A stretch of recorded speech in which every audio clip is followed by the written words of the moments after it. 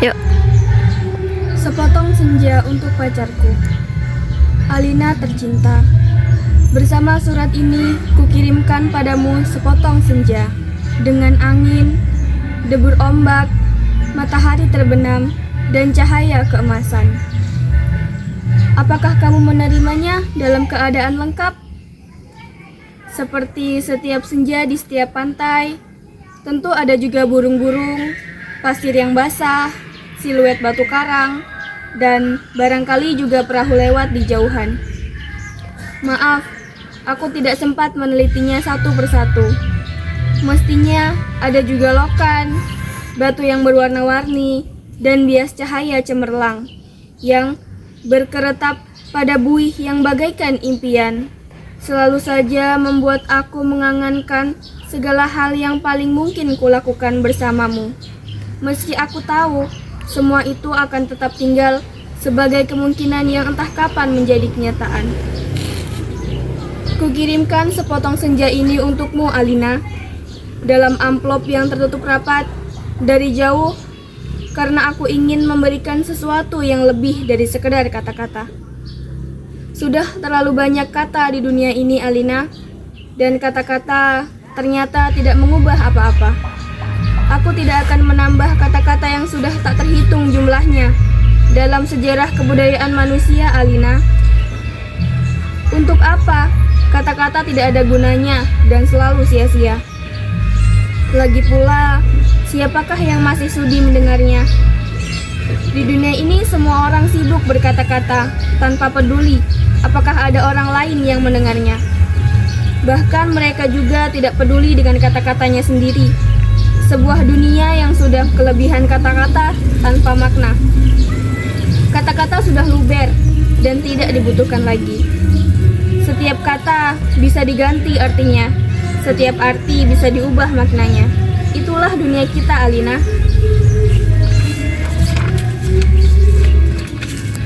Kukirimkan sepotong senja untukmu, Alina. Bukan kata-kata cinta. Kukirimkan padamu sepotong senja yang lembut dengan langit kemerah-merahan yang nyata dan betul-betul ada dalam keadaan yang sama seperti ketika aku mengambilnya saat matahari hampir tenggelam ke balik cakrawala. Alina yang manis, Alina yang sendu. Akan kuceritakan padamu bagaimana aku mendapatkan senja itu untukmu. Sore itu aku duduk seorang diri di tepi pantai, memandang dunia yang terdiri dari waktu, memandang bagaimana ruang dan waktu bersekutu, menjelmakan alam itu untuk mataku. Di tepi pantai, di tepi bumi, semesta adalah sapuan warna keemasan dan lautan adalah cairan logam. Meski buih pada debur ombak yang menghempas itu tetap saja putih seperti kapas dan langit. Tetap saja ungu dan angin, tetap saja lembab dan basah. Dan pasir tetap saja hangat ketika kuusapkan kakiku ke dalamnya. Kemudian tiba-tiba senja dan cahaya gemetar. Keindahan berkutat melawan waktu dan aku tiba-tiba teringat padamu. Barangkali senja ini bagus untukmu, pikirku. Maka aku potong senja itu sebelum terlambat. Ku kerat pada 4 sisi, lantas kumasukkan ke dalam saku. Dengan begitu, keindahan itu bisa abadi dan aku bisa memberikannya padamu. Setelah itu aku berjalan pulang dengan perasaan senang. Aku tahu kamu akan menyukainya karena kamu tahu itulah senja yang selalu kamu bayangkan untuk kita. Aku tahu kamu selalu membayangkan hari libur yang panjang, perjalanan yang jauh, dan barangkali sepasang kursi malas pada sepotong senja di sebuah pantai, di mana kita akan bercakap-cakap sembari memandang langit sambil berangan-angan. Sambil bertanya-tanya, apakah semua ini memang benar-benar telah terjadi? Kini, senja itu bisa kamu bawa kemana-mana. Ketika aku meninggalkan pantai itu, kulihat orang-orang datang berbondong-bondong. Ternyata mereka menjadi gempar karena senja telah hilang. Kulihat cakrawala itu berlubang sebesar kartu pos. Alina sayang, semua Peristiwa itu telah terjadi dan kejadiannya akan tetap seperti itu. Aku telah sampai ke mobil ketika di antara kerumunan itu kulihat seseorang menunjuk-nunjuk ke arahku. Dia yang mengambil senja itu. Saya lihat dia mengambil senja itu. Kulihat orang-orang itu melangkah ke arahku. Melihat gelagat itu, aku segera masuk mobil dan tancap gas. Catat nomornya, catat nomornya. Aku melejit ke jalan raya. Ku kebut mobilku tanpa perasaan panik. Aku sudah berniat memberikan senja itu untukmu, dan hanya untukmu saja, Alina. Tak seorang pun boleh mengambilnya dariku. Cahaya senja yang keemasan itu berbinar-binar di dalam saku. Aku merasa cemas karena meskipun kaca mobilku gelap, tapi cahaya senja itu tentu cukup terang dilihat dari luar. Dan ternyata cahaya senja itu memang menembus segenap cahaya dalam mobilku. Sehingga mobilku itu meluncur dengan nyala cemerlang ke aspal maupun ke angkasa. Dari radio yang kustel, aku tahu berita tentang hilangnya senja telah tersebar kemana-mana. Dari televisi dalam mobil, bahkan kulihat potretku sudah terpampang. Aduh, baru hilang satu senja saja, sudah paniknya seperti itu. Apa tidak bisa menunggu sampai besok? Bagaimana kalau setiap orang mengambil senja untuk pacarnya masing-masing? Barangkali memang sudah waktunya dibuat senja tiruan yang bisa dijual di toko-toko. Dikemas dalam kantong plastik dan dijual di kaki lima. Sudah waktunya senja diproduksi besar-besaran supaya bisa dijual anak-anak pedagang asongan di perempatan jalan.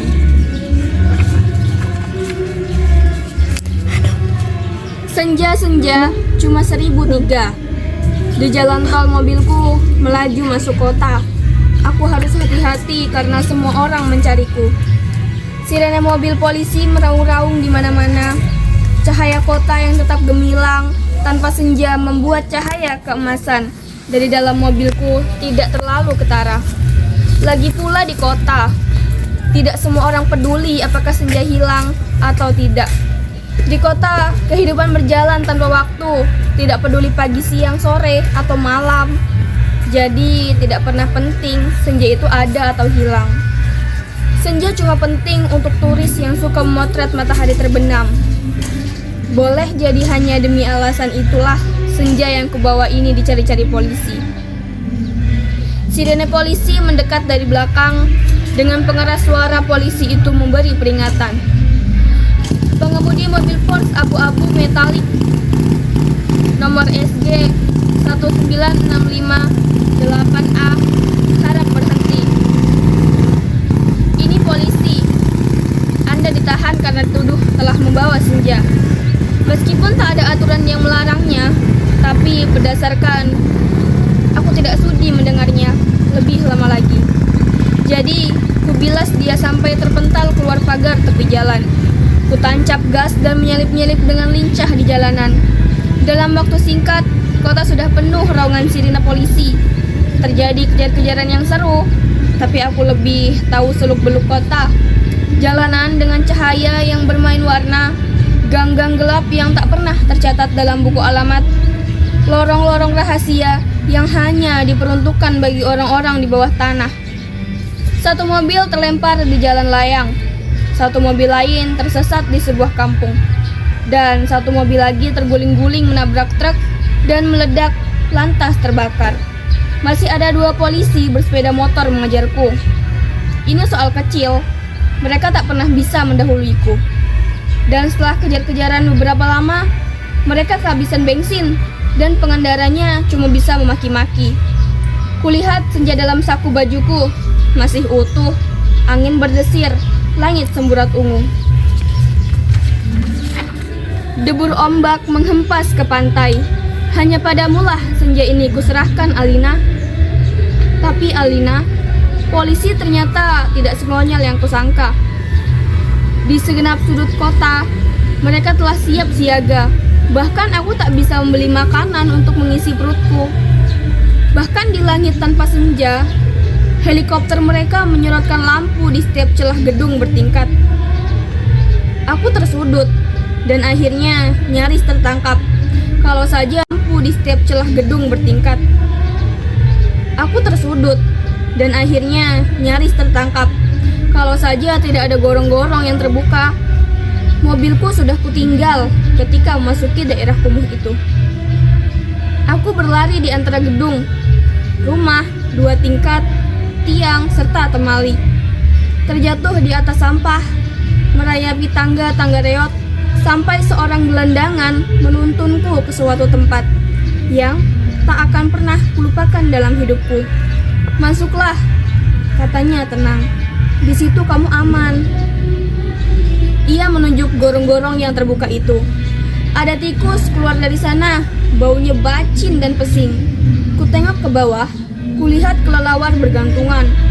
Aku ragu-ragu, namun deru helikopter dengan lampu sorotnya yang mencari-cari itu melenyapkan keraguanku. Masuklah, kamu tidak punya pilihan lain. Dan gelandangan itu mendorongku. Aku terjerembab jatuh, bau busuknya bukan main. Gorong-gorong itu segera tertutup dan ku dengar gelandangan itu merebahkan diri di atasnya. Lampu sorot helikopter menembus celah gorong-gorong, tapi tak cukup untuk melihatku. Kuraba senja dalam kantongku. Cahayanya yang merah keemas-emasan membuat aku bisa melihat dalam kegelapan. Aku melangkah dalam gorong-gorong yang rupanya cukup tinggi juga. Kusibukkan kelelawar bergantungan yang entah mati entah hidup itu. Kulihat cahaya putih di ujung gorong-gorong. Air busuk mengalir setinggi lutut, namun makin ke dalam makin surut. Di tempat yang kering, kulihat anak-anak gelandangan duduk-duduk maupun tidur-tiduran. Mereka berserakan, memeluk rebana dengan mata yang tidak memancarkan kebahagiaan. Aku berjalan, terus melangkahi mereka dan coba bertahan. Betapapun ini, lebih baik daripada harus menyerahkan senja, Alina. Di ujung gorong-gorong, di tempat cahaya putih itu, ada tangga menurun ke bawah. Kuikuti tangga itu, cahaya semakin terang dan semakin benderang. Astaga, kamu boleh tidak percaya, Alina. Tapi kamu akan terus membacanya. Tangga itu menuju ke mulut sebuah gua. Dan tahukah kamu, ketika aku keluar dari gua itu, aku ada di mana? Di tempat presisi, sama dengan tempat di mana aku mengambil senja itu untukmu, Alina. Sebuah pantai dengan senja yang bagus. Ombak, angin, dan kepak burung. Tak lupa cahaya keemasan dan bias ungu pada mega-mega yang berarak bagaikan aliran mimpi. Cuma saja tidak ada lubang sebesar kartu pos. Jadi meskipun persis sama, tapi bukan tempat yang sama. Aku berjalan ke tepi pantai, tenggelam dalam guyuran alam yang perawan. Nyiur tentu saja, matahari dan dasar lautan yang bening dengan lidah ombak yang berdesis-desis. Tak ada cottage, tak ada barbecue, tak ada marina. Semua itu memang tidak perlu.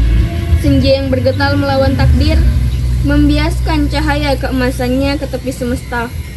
Aku sering malu sendiri melihat semua itu. Alina, apakah semua itu mungkin diterjemahkan dalam bahasa? Sambil duduk di tepi pantai, aku berpikir-pikir, untuk apakah semua ini kalau tidak ada yang menyaksikannya? Setelah berjalan ke sana kemari, aku tahu kalau dunia adalah gorong-gorong ini. Kosong, melompong, tak ada manusia, tak ada tikus, apalagi dinosaurus. Hanya burung yang berkepak, tapi ia sepertinya bukan burung yang bertelur dan membuat sarang. Ia hanya burung yang dihadirkan sebagai ilustrasi senja. Ia hanya burung berkepak dan berkepak terus di sana. Aku tak habis pikir. Alina, alam seperti ini dibuat untuk apa? Untuk apa senja yang bisa membuat seseorang ingin jatuh cinta itu jika ada seekor dinosaurus pun menikmatinya? Sementara di atas sana orang-orang ribut kehilangan senja. Jadi, begitulah Alina, ku ambil juga senja itu. Ku kerat dengan pisau Swiss yang selalu kubawa pada 4 sisinya. Sehingga pada cakrawala itu terbentuk lubang sebesar kartu pos. Dengan 2 senja di saku kiri dan kanan aku melangkah pulang. Bumi berhenti beredar di belakangku, menjadi kegelapan yang basah dan bacin. Aku mendaki tangga, kembali menuju gorong-gorong bumiku yang terkasih. Sampai di atas, setelah melewati kelelawar bergantungan, anak-anak gelandangan kelaparan, dan air setinggi lutut, kulihat polisi-polisi helikopter sudah pergi. Gelandangan yang menolongku sedang tiduran di bawah tiang listrik sambil meniup saksofon. Aku berjalan mencari mobilku, masih terparkir dalam baik di supermarket. Nampaknya bahkan baru saja dicuci. Sambil mengunyah pizza, segera aku kebut mobilku menuju pantai. Dengan dua senja di saku kiri dan kanan, lengkap dengan matahari, laut, pantai, dan cahaya keemasannya masing-masing. Mobilku bagai memancarkan cahaya ilihai. Sepanjang jalan layang, sepanjang jalan tol, kutancap gas dengan kecepatan penuh. Alina kekasihku, pacarku, wanitaku. Kau pasti sudah tahu apa yang terjadi kemudian. Kupasang senja yang dari gorong-gorong pada lubang sebesar kartu pos itu, dan ternyata pas. Lantas kukirimkan senja yang asli ini untukmu lewat pos. Aku ingin mendapatkan apa yang kulihat pertama kali. Senja dalam arti yang sebenarnya, bukan semacam senja yang ada di gorong-gorong itu. Kini gorong-gorong itu betul-betul menjadi gelap, Alina. Pada masa yang akan datang, orang-orang tua akan bercerita pada cucunya tentang kenapa gorong-gorong menjadi gelap. Mereka akan berkisah bahwa sebenarnya ada alam lain di bawah gorong-gorong, dengan matahari dan rembulannya sendiri. Namun semua itu tidak lagi, karena seorang telah mengambil senja untuk menggantikan senja lain di atas bumi. Orang-orang tua itu juga akan bercerita bahwa senja yang asli telah dipotong dan diberikan oleh seseorang kepada pacarnya.